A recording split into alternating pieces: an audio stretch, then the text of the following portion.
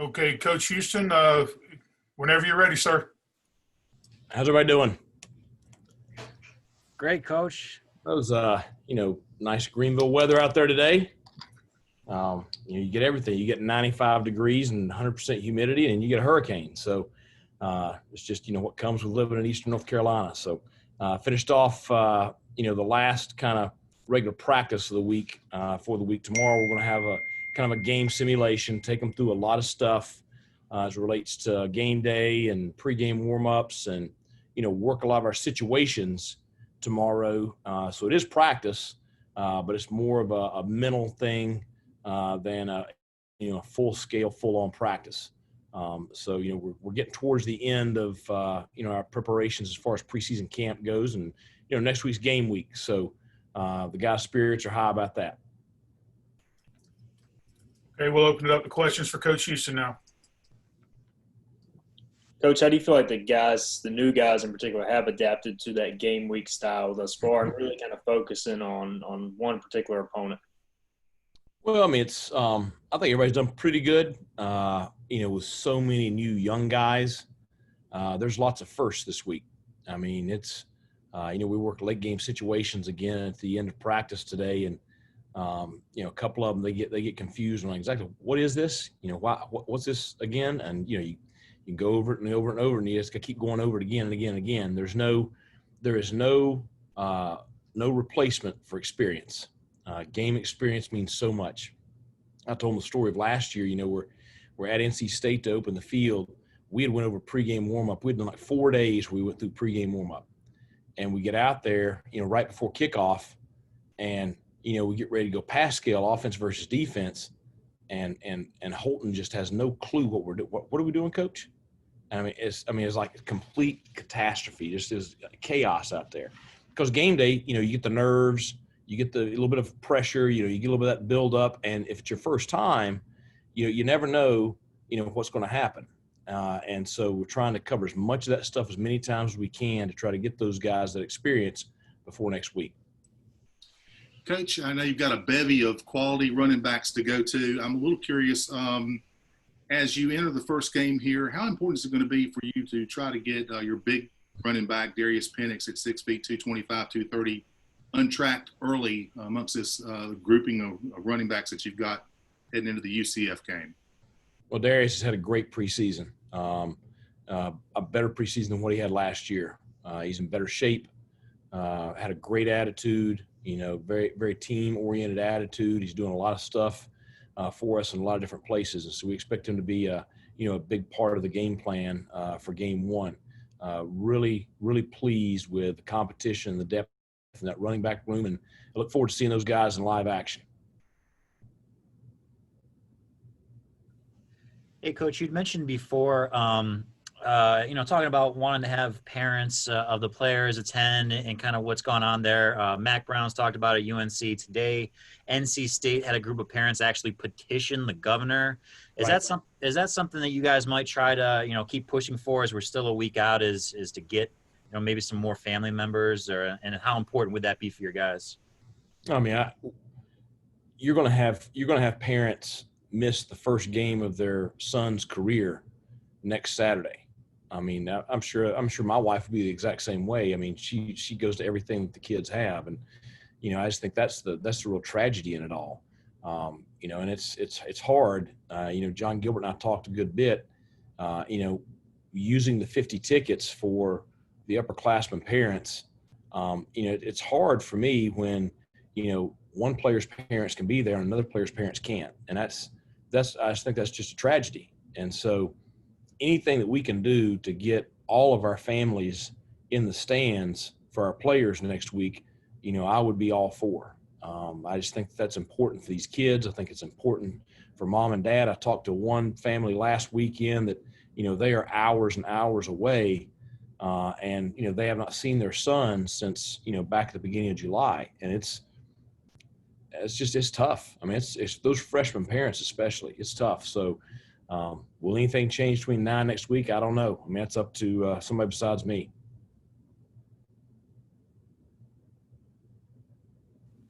Coach, one of my Go ahead, Jack. Okay. Thanks, Ronnie. Have you heard any more about what game day might look like?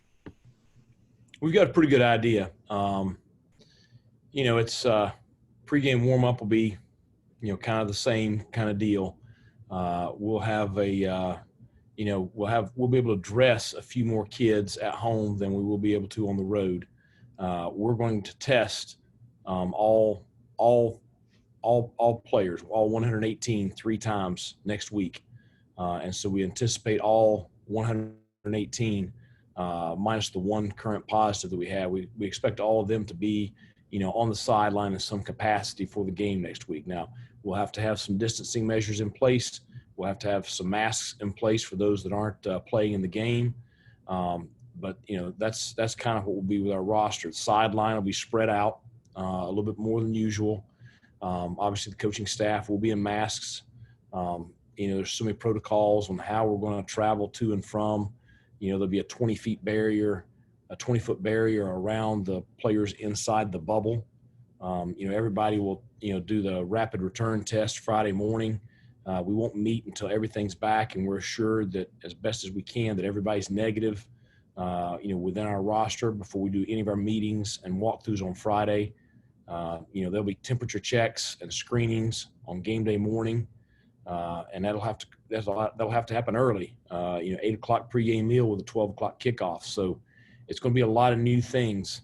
There's so many more, and I can't even probably think of right now. But there's going to be stuff with the stadium. We got to talk to UCF about that. As far as crowd noise and music and things like that, I would think that they would want that as well for the atmosphere. But there's lots of things we're going to have to do this year in order to play. But everybody's committed to doing those things because everybody wants to play. One of my many sports theories, Coach, is every team needs that fastball, or there's a point in a game where you have to go and lean on your guys, your best players. Just looking at the stats, the last few scrimmage, that Holton Ahlers to C.J. Johnson connection, just stat-wise, seems like C.J. is making big plays. Is that thing kind of moving along as you hope? I mean, and those two guys just continuing their careers kind of together. How has C.J. kind of been? Well, I think C.J.'s been great. I think that our offensive skill kids in general have had a really solid preseason camp. I'm excited to see them play. I know everybody is. It's you don't know until you get out there and play, but and I think that everybody knows the potential that we have on that side of the ball, and so hopefully we can see that come together next week. And I think if those guys are playing, at their level of potential and gelling and playing together well. I think we've got a chance to be pretty good on that side of the football. Hey, Coach. Sorry, Mark. Coach Kirkpatrick talked about Fernando Fry some this week at dinner. Could you discuss that a little bit, and then also how's that offensive line rounding up? Fernando, you look at him. He's a guy when I got here that hadn't played much at all, and really needed to be developed some more. And that kid, so proud of him just in the way he's developed his body since I got here. He has, solidified himself as a guy that you can depend on. He's a tough, hard-nosed guy. You can get everything that he's got every single snap. He makes so many of our calls, on our front. He's kind of the general of the offensive line right there in the middle, and just really made a nice transition to that center position. So, he's a guy I'm really proud of him. He's really come a long way, and a very solid player for us. Coach, when you have a day like you had today, of big-time rain practice, can you address how much of a team-building kind of thing that's one of the biggest things you kind of get out of a rain day? It seems like camaraderie amongst the team and practices that they remember. Can you talk about how it went? We're all out there getting soaked together, no doubt. So, it's the deal where you never know. You may have a game like that. You may have a game in this kind of weather, and certainly you got to be able to function in it. Some players do well. Some players struggle. For the most part, older players, confident players, pretty tough-minded players, they usually do pretty well in the rain. Guys that, everything always has to be perfect and nothing can be out of line and, any kind of bump in the road just derails them. Those guys usually struggle in that kind of weather. So I think those days are important. There's some pieces, towards the end of practice, the balls were getting pretty slick. There's some pieces where you'd like to have, the ability on a day like today to not be in that kind of weather. But I think that, we got more positive done today than negative. Coach, we talked a lot about Garcia and some about Stubblefield. Can you update us on maybe Taji Hudson and how he's progressing? Taji missed a little bit of time during camp and came back late last week. And so he's a little bit behind in the quarterback room. So we found him, he was with us on the scout team at the beginning of the week on the offensive scout team. So we stuck him out at wide receiver. Now, we all had talked about this possibility, but holy cow. I mean, that kid, you talk about showing your athleticism and playmaking ability. So we've made the transition for this year. He's going to play wide receiver for us, be heavily involved in special teams. And you look out there, he's taller than most of our tight ends other than Zach Bird. He's more athletic than, just about anybody on the team, and, has that big frame, big hands, speed. So he's going to be a lot of fun to watch when he gets kind of everything figured out on that side of the ball.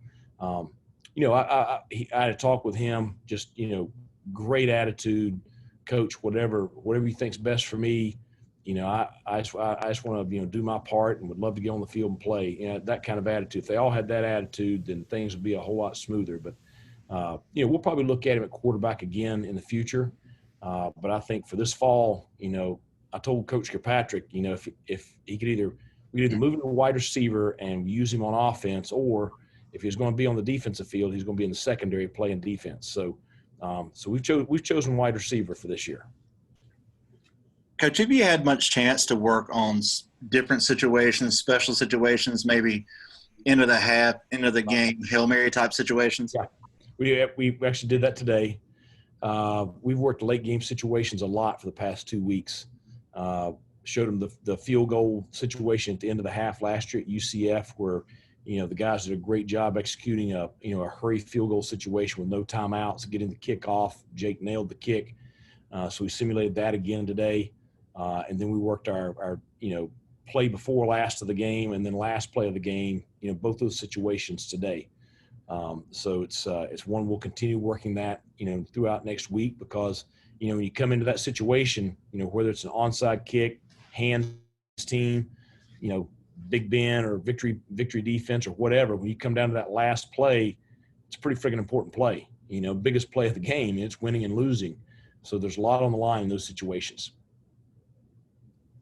Going a little more on the Taji situation, you look at Josiah Hatfield, have that quarterback experience, and even CJ a little bit too. I mean, when you have receivers who have at least that ability, obviously, does it open up the double pass, trick play, but just their versatility you can count on, but can kind of mix in every now and then, I guess. Sure. I mean, we had a kid at JMU that's a high school quarterback, and he was the best trick play kid we had, and I think all those guys have that same ability as well. The other thing about him, you take a guy like Taji, he's used to being a leader. He's very intelligent, very football smart, and has that savviness about him, that any quarterback is, usually going to have. And so, that makes for a great position player, because, he's done, a lot of different things and seen a lot of different things, and usually understands the offense very well.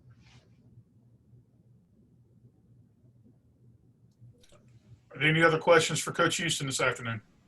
Just got one. Saw the NCAA this week went ahead and approved Election Day off for all student athletes. What does that mean to your program, and are you encouraging the kids to go out and vote? Well, this summer we registered every one of our players to vote. And so all of our players are registered to vote either here in Pitt County or, absentee ballot back home. It's something that, we feel strongly about. We're going to ensure that we have Election Day as an off day so that all of our coaches and players can, participate and, their right as an American citizen and vote in the local and national elections. So I think that's important for all of us.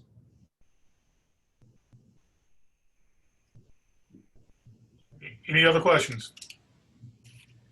Okay. Thanks, Coach Houston. Thanks a lot. See you guys next week. Okay, Coach.